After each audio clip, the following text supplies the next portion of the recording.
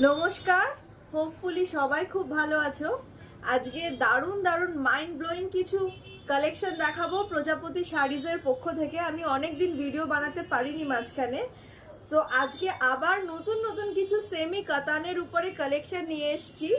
কালেকশনগুলো just mind blowing, তোমরা দেখো, আশা করি ভালো লাগবে।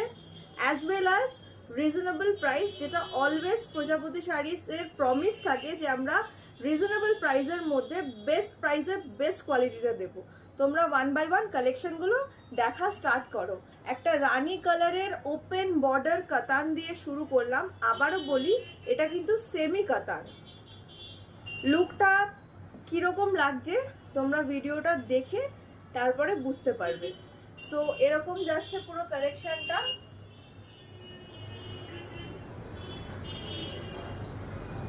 এই থাকছে পাড়ের কাজটা,